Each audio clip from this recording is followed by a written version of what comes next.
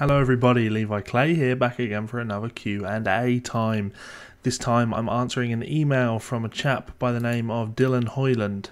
We should really pay attention to Dylan Hoyland's picture there because that's absolutely terrifying. Dylan's question: Hey Levi, I just watched your Q&A video addressing teaching. How do you approach teaching kids who don't even listen to music with guitar or don't really want to learn? Parents' choice. Keep up the classwork, Dylan. Cool. So it's probably worth pointing out that this is not a scenario that I find myself in anymore. When I was teaching full-time back in the day, of course that's something that you're having to deal with regularly, but one of the reasons why I moved away from that, from teaching full-time, was because I didn't want to have to deal with that very situation. There's nothing more soul-destroying than having to teach music to somebody that doesn't want to learn music. It's brutal. There's no two ways about it. It's really quite a horrifying, harrowing experience to see someone with, I'm going to use the word disdain, might not be the most fitting word, but disdain for the thing that you're so passionate about. Seeing someone turn up to their lessons and just not really caring, and you're trying to get to the bottom of why they've not done their homework, and ultimately you know the answer is they don't care. They don't want to be here. That's awful. But there are obviously ways that you can get around that scenario. So what I have found is that regardless of the music that they listen to having guitars in or not, it doesn't matter at all. Are they passionate about some sort of music? Is there some sort of music that they like? I always give this dream teaching scenario.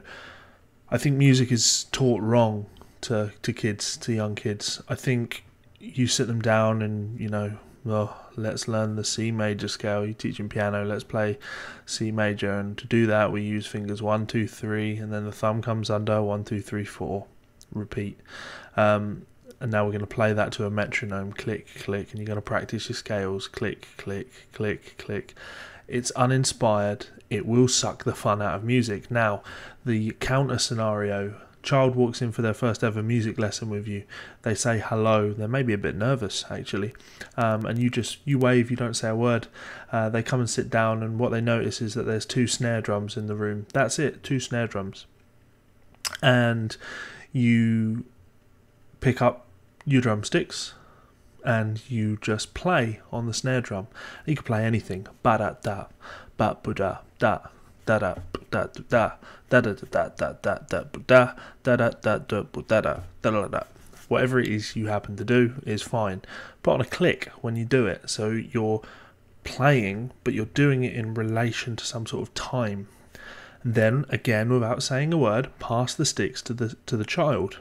Now, they're all going to do exactly the same thing. Fine. They can hit it as fast as they can, but that's good.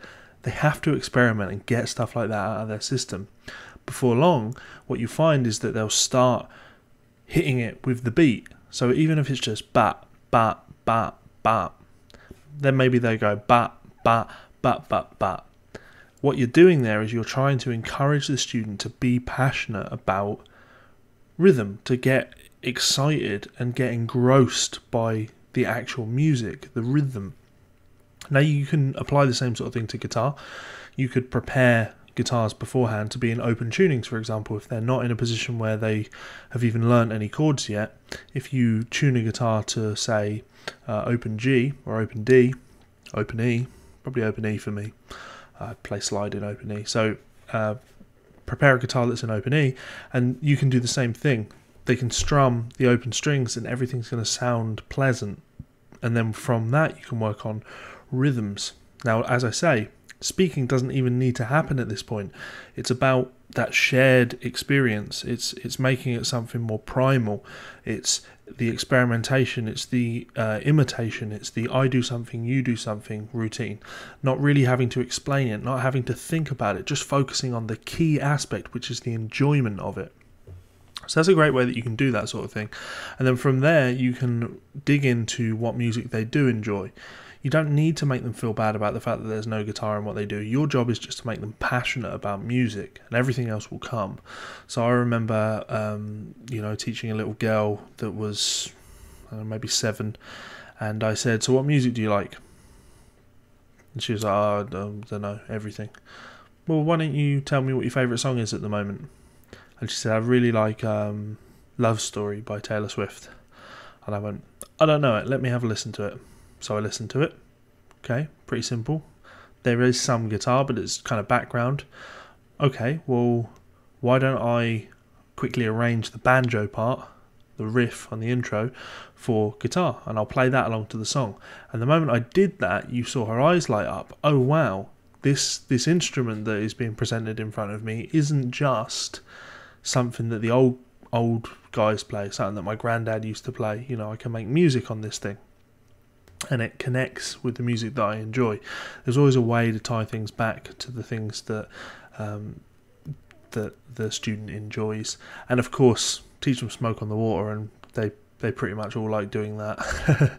So the answer to your question, again, just to reiterate, is you need to bring some passion into proceedings. You need to make them love music as much as you do. They need to see what's so exciting about music, and I think that's really the secret to it. I think that's all that really matters. Once you get that, you've already won the battle. From there on, it's just a case of hoping that they stay passionate about music, because when they're put in that position where they come for lessons because their parents make them do it, you are fighting a losing battle. And it's worth expressing that to the parent as well, just because you can end up in this dangerous position, and I've been in it, where you have to sit a parent down and say, look, I can't teach your child anymore. I can't either have you keep coming to me or me keep coming to you, because ultimately you're not wasting my time, but I'm taking your money and nothing's ever going to come of it, and it's kind of unfair on you, and more importantly, it's making me look bad at my job. I'm very good at my job, and your child hasn't made any progress in 6 months, and the reason they've not made any progress in 6 months is because they don't care. They don't want to be doing this, and the worst thing that you can ever do is get a reputation for not being good at your job. So I'll leave you with that thought. Thank you for the question, Dylan. I hope that was of use to you. If anyone else watching this found some use to that, then you can share this video. That always helps. You can also check me out on Patreon by clicking the link up in top right. You can click on the button in the bottom right to subscribe to my channel, and you can also check out 2 videos from my channel up there on the right. I'm saying right, but go where the fingers are. Videos of other things on this channel. Thank you so much for the support. If you do want to check me out on Patreon, it's a massive help to the channel, so please do have a look at that, and you can get loads of cool stuff in return. Peace out, guys. Pleasure to serve, and I'll be back for another video again soon. Bye.